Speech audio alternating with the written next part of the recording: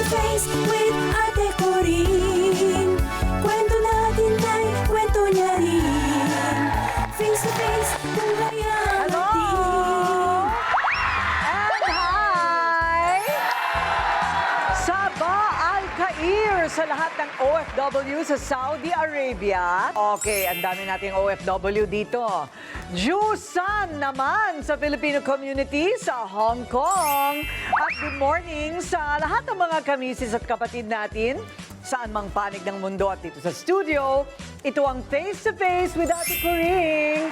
Handa na ba kayo sa ating kwentuhan, chismisan at kulitan? Kilalanin ang viral chalk artist na si Guhit Benj. Magpapa-experience pa ng kanyang talent. Tindahan ng mas murang gulay, i-reveal kung saan nga ba sa Murayta Avenue. At all-time favorite sa handaan na Shanghai. Mas pasasarapin na lutuin sa ihain na yan. All these and more sa Face to Face with Ate Coring.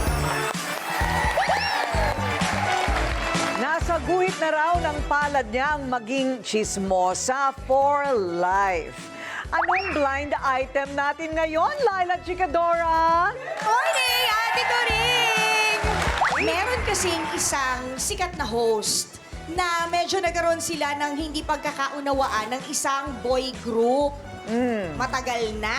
Hindi talaga sila nagpapansinan. Pero yung ibang miyembro ng boy group na to, okay naman doon sa sikat na host na to. Kaya lang, nung nag-solo concert yung isang miyembro kung saan guest yung buong grupo at yung main host, hindi na lang nila pinansin yung main host para walang away-away. Nagkasundo-sundo na lang. Pero pagkatapos ng concert, yung tatlo na hindi okay dito kay main host, pumasok daw sa dressing room nitong sikat na host na ito at nagkabati-bati na. Kasi Ate Coring, nag-ugat to noong may minsan bully itong host na ito. Kaya hindi nagustuhan ng isang miyembro ng boy group. Nag-post sa social media, sinabing power tripper siya. Alam mo yung social media na yan, meet siya talaga yan ng gulo sa buhay. Hindi ba, no? Oo. Yung mga nagrarant sa social media, wag na lang kasi. Yun ang nangyari. E di unfriend sa totoong buhay. O, Okay. di ba? Pero ngayon Oo. bati na. Pero ngayon bati na. Yes. Okay, parang kilala ko na yan. Kilala mo? Parang kilala ko na yung host na bully. Ay, sino yan? Ilan lang naman sila eh. And definitely hindi ako yun. Ay, hindi. Okay. Hindi. Parang kilala ko na. Pero ayoko mahabla. So, Oo. siya naman ang best friend ng mga kamisis natin. Nagpapangiti at nagpapakilig. Ryle Santiago! Bakit ba ako? Hindi. Kapalit-palit ba ako? Hindi. Then why? Hindi ko rin alam. Bakit parang kasalanan ko pa? Bakit ako? Ikaw kasi, hindi mo kasi ginalingan kaya iyan tuloy. Hindi tayo kasama sa Cinemalaya. 19 films, ni isa doon hindi tayo nakuha. Naku po! Try natin sa best friend Emma kasi bago yung time slot nila. Mari natin matanggap tayo doon. 2:30. 2:30 na yun, no? Uy, ganda na, no? Face to face with Ate Coring, Itbulaga, tapos... My best friend Emma, baka pwede tayo mag-collab sa kanila, di ba? Pwede. Okay, my best friend Eman, 2:30 na ngayon. Yes. Okay, manood kayong lahat. Dahil si Pera Godmother, favorite niya yan.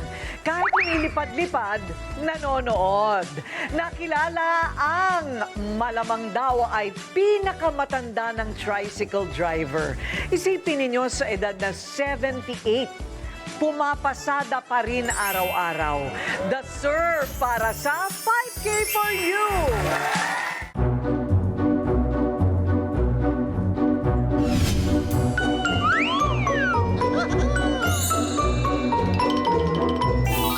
Hanggang ilang taon ba dapat nagtatrabaho ang isang tao? Depende po sa health ng isang tao. Mga 60 plus to 70, basta kaya lang po. Ilang taon ka ba ngayon?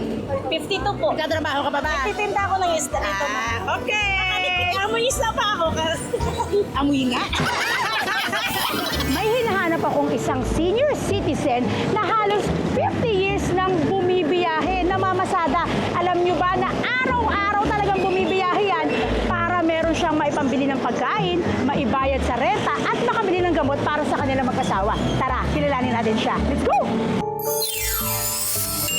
Hello, Tatay Arturo! Look at me! I'm your Pera Godmother! May nakapagsabi sa akin na dito daw kita matatagpuan. Ikaw ang pinakamatandang tricycle driver dito sa lugar ninyo. Ilang taon na po ba kayo? 78 na. At ang sabi nga sa akin, kayo daw ay bumibiyahe araw-araw. Kasi pangkain, pangkupa ng bahay, So, gaano kayo kadalas bumiyahe? simulan linggo hanggang Biyernes. Nagbibiyahe kayo, gaano katagal yung oras? Ay, depende lang sa oras. Basta maghapon ako. Pahinga lang ako mga kalating oras. Biyahe naman pang ng bahay. Yung mata mo daw, may katarata na. Meron pang sugat yung paa ninyo. So, gaano po kahirap sa inyo ang bumiyahe araw-araw? Kung tulad niyan, isang mata lang nakakita ng direksyon, tapos yung paa nyo may sugat. Pag alas 4 umuwi na ako kasi mahirap na, malabo na. Bilang si Tatay Arturo, ang pinakamatanda ninyong driver dito, paano po siya sa inyo? Mabait po siya. Nagtsatsaga na mamasada kasi iyan ang buhay niya na wala naman siyang ibang trabaho. Ang kinikita nyo po ba ay sapat sa pangangailangan yung mag-asawa? Pagkain lang. Pagbiyahe ko para sa pangkupa ng bahay. Meron pa kayo maintenance na iniinom? Pang-high blood. Sa edad mong yan, ano pa ang iyong pangarap na gusto mong maabot? Ito na lang, murong maniho na lang ako. Hindi man pwede ako pumasok sa kontraksyon. Mabibigat. So para sa iyo, at least magkaroon ka lang ng regular na meron kang pagkain at Ayun. nakakainom ng gamot. Ayun. Tunay nga nakakahanga si Tatay Arturo dahil sa edad niyang ito ay alam naman natin na hindi siya pitigil na talagang lumaban sa hamon ng buhay, di ba? Para sa kanilang mag-asawa. Kaya naman, naniniwalang deserving kang matulungan at maipakilala kay Ate Corig sa studio. Kaya, iwan mo na muna yung tricycle mo, sama ka na muna sa akin. Okay lang? Ngayon, Yes! Sama ka sa akin! Let's go! saan tayo punta? Kay Ate Corig. Sarah Godmother, yoo-hoo, where are you? Ate Kuring! Andito ang iyong Pera Godmother kasama ang pinakabatang driver ng Toda, si Tatay Ano ka ba? Arturo. Kala ko ba matanda? Hindi pa yung matanda. Hindi pa naman matanda, mukhang teenager. Ito ka tayo, dahan-dahan. Lamang lang po ng mga one batch sa akin eh. Yan. Talaga Parang ba? boy band nga eh. Say Arturo! Good morning ka kay Ate Kuring, Tay. Good morning, Ate Kuring. Good morning! Good morning, Tay! Bakit pa rin kayo pumapasada?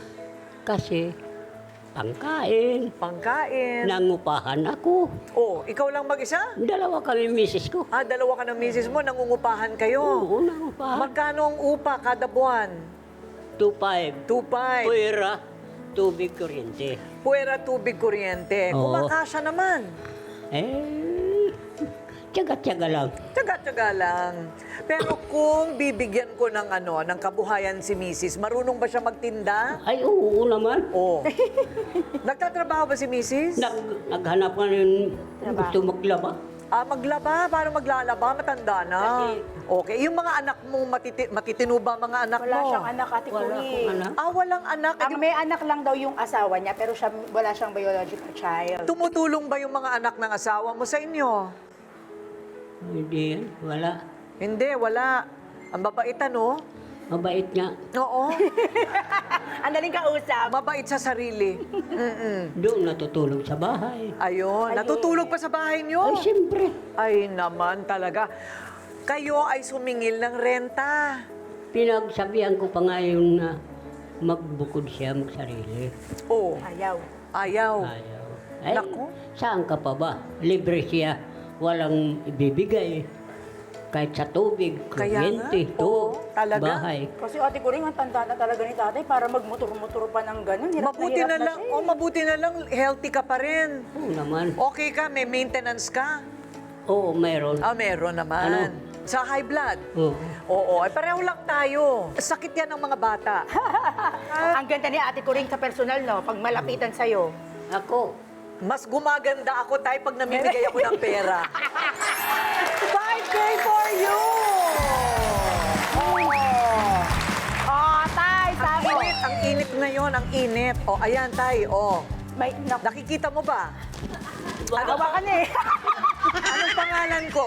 Ay, nakalimutan na yung pangalan. Ate Corina, Okay. Okay, anong pangalan mo? Arturo. Ayan! Balakpakan si mga Nako, Ate Kuring, ang saya ni Tatay. Kasi alam mo ba, kung nag-drive siya ngayong ngayong araw na to, 300 pesos ang pera niya. Ay, talaga? So ngayon, may 5K for you! 3 buwan daw ang utang niya sa renta. Tay, ako nang bahala dun sa 3 buwan. Ay, maraming salamat. Ako nang bahala sa 3 buwan, ha? Tapos, pabigyan na rin natin sila ng yung kabuhayang pag-iihaw ng barbecue para kumita naman kayo. Salamat, salamat. Tapos alam mo, ate ko ring maganda, di ba nagta-tricycle siya? Oo. Pwede niyang i-deliver sa mga nag-o-order. Oo, yung mga o-order ng barbecue. Oo, doon sa may parang tricycle. Oo. Mabili yan. Kaya nga, kailangan magaling kayo magpaikot ng pera, ha, Ay, Tay? siyempre, oo. Okay. O, ayan po ang bigas. Ate Coring, 5 sako ng bigas, isang sandamakbak ng grocery at may pahabol po. Oo. Meron po tayong pang-ihaw! Maraming salamat. Tayo. O, ayan o. Nakita mo Tay. ba, Tay? Malabo ang mata niya, pero may bigas po kayo, grocery, tsaka ihawan, Tay. Ay, sige. Ay, sige. Maraming salamat. Salamat, Tay. Pero Godmother, sino na naman ang aabonohan ko bukas? Marami ka pa nga abunuhan natin ko rin. Pero patuloy pa rin umiikot ang iyong Pera Godmother sa buong Metro Manila para bigyan ka ng mga aabunuhan mo pa. Ano ba yan, Tay? Ate, Oh, ano- may itatanong ako sa'yo. Ay, patay.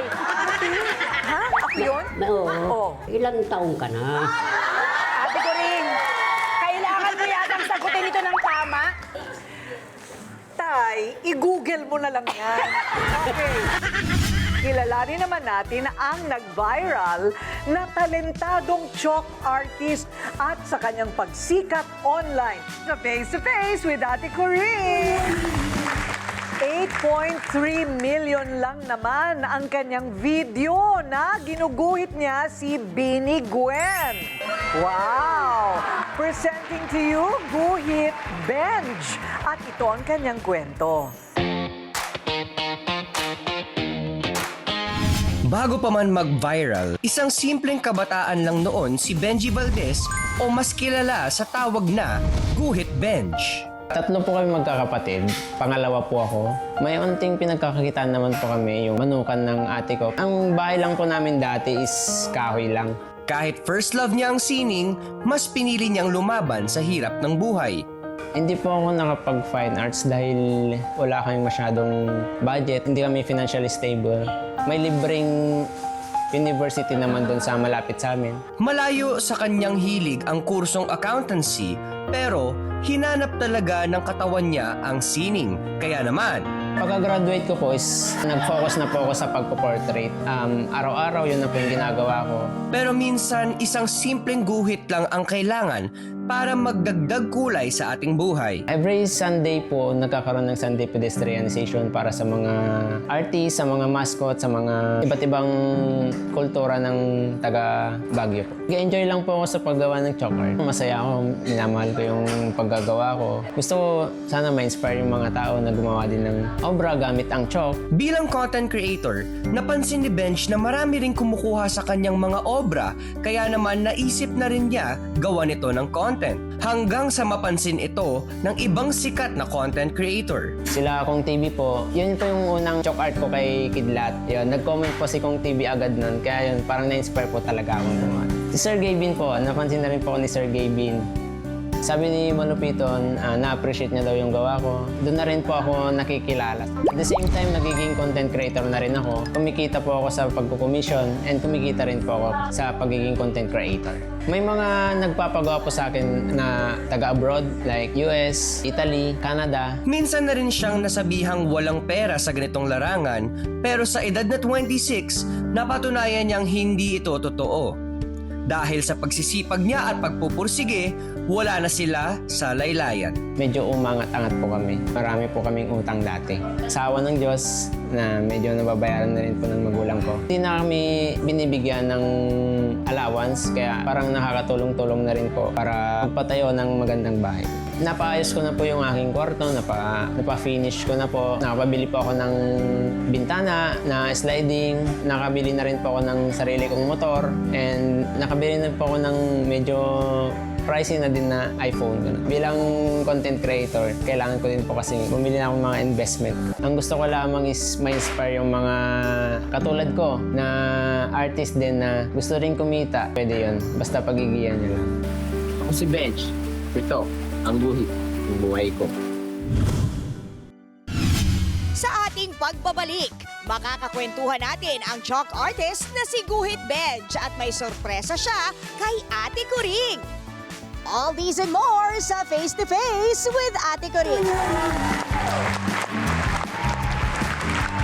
Kasama natin ngayon ang viral chalk artist na si Benj Valdez. So mas kilala natin sa social media bilang Guhit Benj. Ayan, hello! Ilang taon ka na, Benj? 26 years old na po. 26, pero 3 years ka pa lang sa ganitong larangan. Yes po, sa pag-chalk art po. 2 Grabe years ka pa lang. naman. Ang dami mo na kagad followers. Hindi ko po akalain na nag-boom po lahat ng video. Eh siguro talagang magaling ka. O eto ngayon, pag tingnan natin yung iba sa kanyang mga favorite works.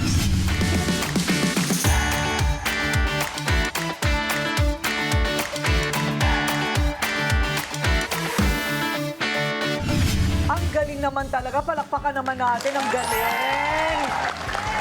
Paano ka natuto? Sino nagturo sa'yo? Ang bale, ako lang din po mismo yung Discover ng Bakit ginawa ko. chalk? Dati po, di ba sinabi ko po na sa Baguio po ako na galing. So, nung pumunta po ako doon, nag-review po kasi ako. Then, tumira po ako doon ng 5 months. Tapos nakita ko po sa kalsada, may gumagawa ng chalk.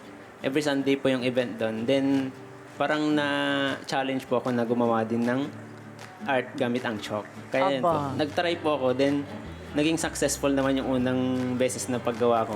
So, ayun, nagtuloy-tuloy na po hanggang ngayon. Kailan mo naisip na gawin yan online? Nung nakita ko rin po na maraming nagtitake ng videos na pinopost nila online, parang naisip ko na rin po na maggawa na rin po ako ng account ko din. Pero hindi ba pag chalk, tapos ang dinodrawingan mo kalye? Opo, kalsada Kalye. po mismo. Yung, So nadadaanan ng sasakyan? Opo. Ay. Pag Oh. every hapon na, kapag in-open na po yung kalsada, yun na po, madadaanan na po siya. Madadaanan na Opo. siya. Then kapag gumulan, nawawash out na rin po. Ay, pag umulan, nawawash out. Chalk lang po kasi yung gamit ko. So, Alam nyo, may ganyan talagang klaseng mga artist. Yung parang may tawag dun na okay lang sa kanila na nawawala, nahuhulas ang gagawin. Parang yung gumagawa ng mga sandcastle Opo. sa beach. Di ba? Alam naman nila, matatabunan din ng tubig yun, ano? Opo. So, ulit na naman. Yes po, ulit ka na naman po. Hindi ka napapagod? Hindi naman po. Nag-enjoy naman po ako sa ginagawa ko. Minamahal ko naman po yung art, kaya nag-enjoy po ako. Oh, teka muna. Kumikita ka ba dyan? Yes po. Saan? Kumikita rin Paano? po. Minsan po may nagpapa-commission, ganun po. May nagpapagawa, then sinesend nila yung picture. Then nag po ako ng rate ko. Then kung deal po sila, yun. Kumikita rin po. Ayun, ang galing naman. Pero, kumikita ka na rin sa pagbablog mo. Yes po. Kumikita na rin siya. Yun ang sabihin mo, kaya okay lang maghulas lahat yun. Opo. Kasi habang gumagawa ka, kumikita ka ng kumikita, hindi ba? Yes po. Ayan. So, anong masasabi mo sa ibang magulang na nagsasabing, anak, huwag ka na maggaganyan, walang pera dyan? Ayun po. Ang masasabi ko lang po sa mga ibang magulang, mas maganda po na supportahan natin yung mga anak natin na magaling sa artwork or kung gusto nila talagang gumawa. Mas maganda po na supportahan natin dahil wala naman po silang patutungan kundi kumita rin po eh. Correct. Kung gusto talaga nila yung art, yung paggawa ng art, magiging successful din sila. Dahil ang pinaka-importante sa lahat, na masaya ka sa ginagawa mo. Yes po, tama po Right? yun. Tama po. Dahil kapag masaya ka sa ginagawa mo, kikita ka eh. Yes po. Hindi ba? Mas i-improve yes, na i-improve. Tama. Yes kayo ng yes, ha? Pautangin nyo ako mamaya, ha? Parang ayayaman nyo, ha? Okay. Laila, ano sabi? Si Ate Jackie parang may probleme. Kuya, ang galing niyo po Nakita ko Ay, thank you po, yung thank you ginawa po. niyo, yung mga opera. Ano po yung mga maipapayo mo sa ating mga kabataan na para mapagyaman nila ang kanilang talento pero kulang ang budget. Kulang ang budget. Ang mapapayo ko lang naman po is marami po tayong mga ibang gamit yan tulad ng mga uling or ganun. Kung gusto nyo po talaga yung ginagawa nyo. Kung mahal nyo naman po talaga yung art, kahit anong gamit yan. Oo, or, makakahanap at makakahanap ka. Atsuete. Yes po. Kahit Uling. Kahit wala akong budget. Ako din naman po. Wala din naman po akong budget nung nag-umpisa pa lang ako. Kung ano po yung gamit ko dun sa school, yun po yung ginagamit ko. Siguro pinupuslit mo yung chalk sa eskwelahan. Hindi? Hindi naman po. Okay, ang sabi. Rowena, take it away. Good morning po, Ate Coring. Good morning po sa'yo. Good morning po. Yan. Ang gaganda talaga ng mga gawa mo. Na-amaze talaga ako. Pero as a fan, nangihinayang ako kasi sabi nga, di ba ni Ate Coring kanina, once na umulan siya, nawawala siya. So bilang isang artist, kasi marami naman akong nakikitang mga artist, gumagamit pa nga sila ng mga mahal na kagamitan, di ba? Ayaw mo bang itry or gayahin na sa canvas maggawa? Actually, gumagawa rin po ako sa mga canvas, like permanent. Gumagawa po ako ng charcoal, na nagme-mural din po ako. Then, nilalagyan po siya ng preservation para mas tumagal po siya. Ayan po. Aba, may ganun din. So, parang ang ginagawa ko lang po, ang paggawa ng chalk art is content ko lang po siya. Para ma-inspire lahat ng mga nanonood sa akin. Galing naman. Ang dami naming, ang dami Oo namin, nga. aba. Online, ano naman ang comment, Ryle? Ate ko rin ito, sabi po ni Rosemary Marquez Rivera, pinagpala ako sa 2 anak ko kasi may inborn talent sila sa pagdodrawing. Hindi sila nagmana sa akin, kaya sobrang proud ako. Sana maging kagaya mo sila, Guhit Benj. Sana makilala rin ang gawa nila someday gaya ng na-achieve mo. Nakaka-inspire, keep it up, Guhit Benj. Flex ko lang ang mga gawa ng anak ko. Tapos nag-send sila ng mga picture ng Oh, yung cute naman. Nagpadala pa sila ng picture, oh.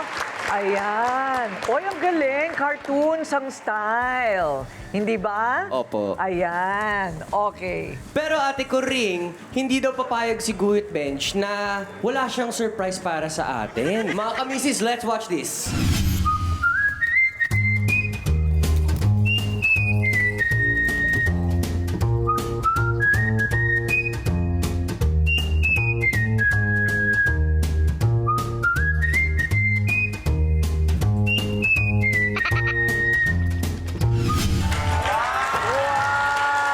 Wow!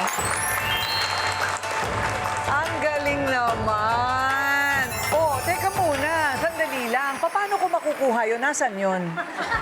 Nasa likod po siya ng bahay. Nasa likod ng bahay mo? Doon mismo sa pader ng kwarto ko po. Isang nakalagay. pader?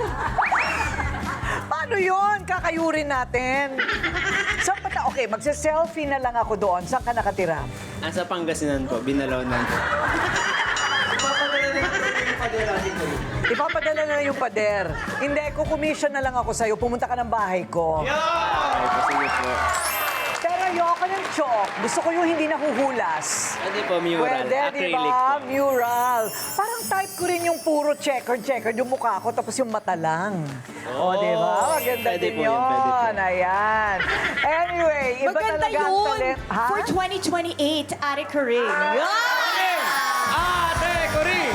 Ate Coring! Hi! Ay, sorry. Iba talaga ang talento ng Pinoy, lalo sa pambobola. Sa musika at sa larangan ng sining. Kaya kung may tinatago kang talent, ipagmalaki mo, right, Benj? Opo, tama po yan. Oo. Kulayan mo ang pangarap mo at huwag mong hayaang basta na lang maging drawing. Salamat, Thank you Ben! po, thank you po. Naghahanap ka ba ng murang gulay? Sugod na sa Murayta Avenue. Sikreto sa masarap na authentic lumpiang Shanghai, i-reveal na sa Ihain na Yan. All these and more sa Face to Face with Ate Coring. Ang tataas na ng mga bilihin ngayon. Ano ba yan? Ano ba yan? Kuryente. Naniniwala ba kayo bababa ng halaga ng kuryente? Ay, hindi talaga. Kahit si PBBM na nagsabi, lagot kayo. Okay, ngayon, ang mga gulay minsan mas mahal pa kaysa karne. Pero si Laila may nahanap na murang bilihan ng gulay at talagang mas mura daw ng 30 hanggang 50 pesos kumpara sa palengke kada kilo. tayo na sa Murayta Avenue. Problema nyo rin ba kung paano pagkakasyahin ang inyong budget sa pang-araw-araw na ulam? Nako, parehas pala tayo. Kaya naman, ang goal ko ay mahanap ang mga murang bilihan sa kalidad na maaasahan. Jowa ko nga pala. Sarutera daw ako. Ito na kasi yung hinahanap ko. Saktong-sakto. Ayan o. Dito tayo.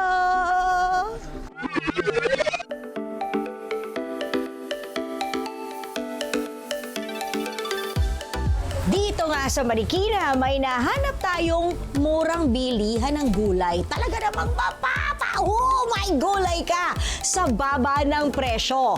Mura na! Sariwa pa! O, di ba? Kausapin na natin. Ay, eto, busy-busy. Sir, okay lang na magkalkal ka lang dyan ang iyong mga lechugas. Si Sir Reden Rojas, ang bonggang-bonggang owner ng TMGS, The Murang Gulay Shop. Yun, di ba? So, Reden, kwentuhan mo kami. Bakit babagsak presyo ang mga gulay nyo rito? Ano po ba yung dahilan? Kami po ay mura dahil nga po nilagpasan lang po namin yung 7 stage of supply chain. Oh. Ang nilagpasan po namin, nasa 3 to 4 stage po kami. Kasi po ang The Murang Gulay Shop or TMGS ay nagsisilbing mediator or middleman po sa mga magsasaka. So we make sure na may kita talaga si magsasaka. Then, since marami tayong nalagpasan, binibenta natin through online or through pickup. Yung mga bawang nila, ang lalaki. Pag di pa kayo nilubayan ng aswang, ewan ko na lang. Information lang sa bawang. Ito ay? Mas okay po yung ganito. Yung may mga... Mapula-pula? rather than yung super white. Pesticide-free pagka ganito po. Alam mo, sir, natutuwa ako dito sa tindahan mo kasi meron kayong beets. Hatay isa tayo. Alam mo ba to, sir? Alam mo ba to? Alam mo ba to? Okay. 5, 6, 7, 8. Hawak ko ang beet. Hawak ko ang beet. Nene. O, diba? Hawak ko ang beet. Ganon. O yan, taray. Meron pa silang tinatawag na bok choy o yung Taiwan Taiwan pechay. pechay. Masarap Taiwan to. So, meron din corn. Ayan! Saan galing yung mga mais nyo, sir? Tsaka anong klaseng mais to? Ayan, ma'am. Yellow corn po siya. So, galing po siya sa Pangasinan. Kilo. Iba ba yung presyo ng 4 kilo sa bulto o yung tinatawag nating wholesale? Yung sa bulto namin, normally nakakasave ka roughly mga 30 to 40% pa. Like, pag bumili ka ngayon ng lettuce, Yan ang price list. 120 kasi ngayon sa sa bayan ang lettuce. Kami is 85. Wow, malaki rin, 85 pesos. Oh, by 40 pesos, more or less. Pero pag bumili ka ng 10 kilo naka-box, roughly 500 pesos lang. Parang Totoo ba? Pero sir, ano yung pinakang mabentang gulay sa inyo? Yung best seller ninyo? Bestseller po namin is lettuce kasi nagsusupply kami sa mga restaurant, sa mga samgyupsalan. Ayan, masarap to. Maraming benefits, lalo na kung meron kayong diabetes, para sa mga blood sugar, maganda itong yakon. And also, sa mga joints. Oh, di ba? Pwede bang kunwari, i-order na lang namin sa inyo, tapos pipick upin o papadeliver? Pwede ba yon? Within Metro Manila, yung mga gusto magnegosyo, as long as ma-hit lang naman yung 100 kilos minimum, free delivery na yan. Then, for retail naman, ito yung mga household consumer, all over Metro Manila, nagde-deliver naman po kami. I think parang ang delivery fee is nagbe-base siya sa 85 pesos. Okay, thank you, sir. Ayan, napunta kayo dito sa The Murang Gulay Store or pwede nyo silang kontakin saan? Kontakin nyo lang po kami sa page, The Murang Gulay Shop. Ate Corinne! Ayan! Mura ba talaga? Sobra. By 20 to Okay. 30 pesos at sariwa pa. Pero etong magandang balita. Para sa mga kamisis natin, eto na mga panahog nyo sa pansit at vegetable salad! Gulay para sa lahat! Ganda! O, may pipino pa! Wow! Pagdating sa bahay, chop suey! Di ba? May papipino pa. Sikreto sa masarap na authentic lumpiang Shanghai, i-reveal na sa Ihain na Yan. All these and more sa Face to Face with Ate Coring. Laging present sa handaan at paborito nating i-Sharon, aminin, lumpiang Shanghai. Oh, hindi ba? Hindi yan mawawala sa kahit na anong parting Pinoy. Ang daming bersyon ng pagtimpla at pagluto, pero ito ang authentic Pinoy Chinese recipe ng lumpiang Shanghai. Gawa sa Binondo. Okay? Ryle, ihain na yan!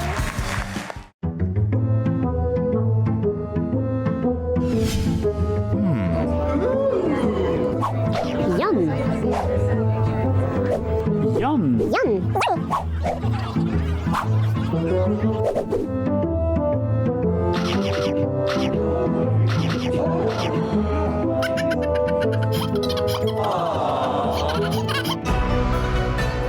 Okay mga kamisis, nandito tayo ulit sa Legendary Sincerity. Today, ito ang lumpiang Shanghai, but ito ang authentic Chinese style. At kasama natin today si Chef Marvin. Bati ka naman po sa mga kamisis natin. Magandang umaga po sa ating mga kamisis.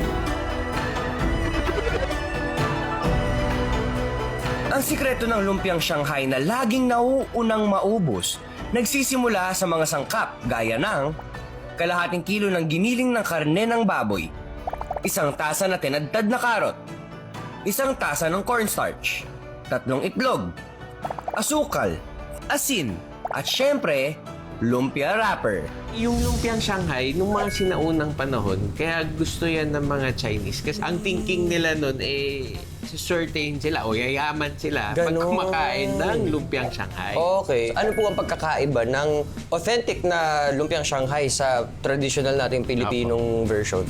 Yung flavor niya, sakto lang dapat. So, hindi siya sobrang alat, hindi rin sobrang tamis. Malalasahan mo pa rin yung meat, parang magaan siya sa palate. So, paano ba natin to sisimulan, Chef?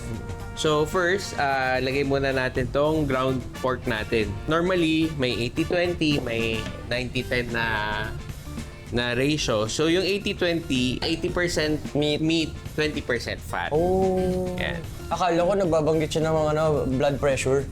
Next is, lagay natin tong egg, tsaka tong flour. Pag nalagay na siya, ihalo lang muna natin. Mas maganda yung pagka minix mo siya, yung hindi na naghihiwalay yung ground, yung giniling natin. Okay. Oo. After nyan, lagay tayo ng carrots natin. Maliban sa carrots, ano pang pwedeng ilagay?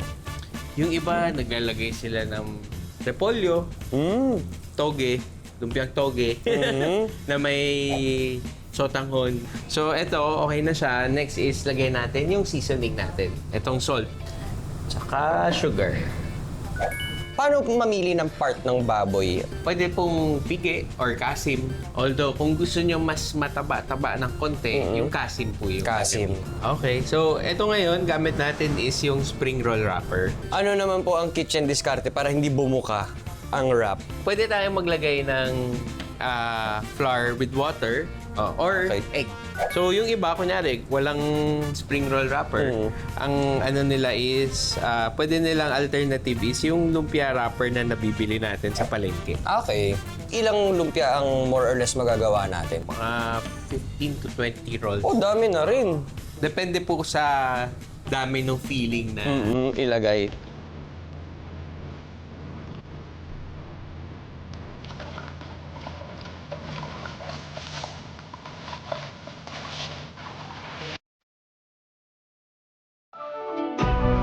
Eto na, excited na ako mga kamisis ang ating Chinese style lumpiang Shanghai. Tikman na natin. Let's go! Ang lutong, hindi masyadong matapang yung alat niya. Balanse lang siya. Medyo may hawig sa pork siomai.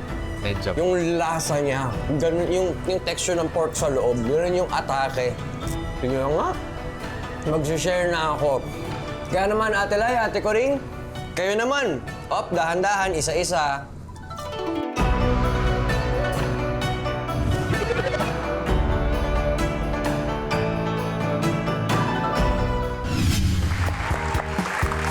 Eto na. Wow, look at this. Ito ang pambansang pamparty. Ang lumpiang Shanghai, di ba? Oh, parang hindi kumpleto kung walang ganito. Binubulsa ko po yan pag gano'n may party ate ko rin eh. Inunahan Nasaan na ko yung na. ano? Wala kang sauce? Wala po, kasi yung point po ng authentic na Chinese style po talaga para hindi siya ganun kalakas yung lasa kaagad. Pagka Pinoy style kasi, di ba, nalalasaan mo na kaagad yung alat. Ito, mas balanse po Alam yung mo, sa totoo flavors. lang, hindi na kailangan ng sauce. Yeah. Kasi masarap siya. Ayan, tikman nyo na. Lumpia! Kayo dyan, lumpia! Di ba nakaka-happy dito sa studio, mga kamisis? Kanina pa kayo kumakain, ha? Okay, dapat kayo rin makatikim ng kung paano maging masayang audience dito sa aming programa. Sa mga nanonood sa bahay, ha, kung gusto nyo maging part ng studio audience namin, iscan mo na ang QR code na nasa screen ngayon. Correct! Scan na at itayin ang mensahe ng aming staff para sa kumpirmasyon. See you soon, mga kamisis! Kwentuhan bukas. Kilalanin ang viral towel vendor turned brand ambassador na si YB Towel. Paggawa ng homemade siomai, ituturo sa Mrs. Wais. Studio audience, mapapasaya sa ating surprise. Ito ang Face to Face with Ate Kuring. Harapang kwentuhan, usapang walang iwanan. Face to face, issue ay hanapin. Face to face, solusyon ay hanapin. Face to face, problema ay ayusin. Sa tulong ni Ate Kuring. Face to face.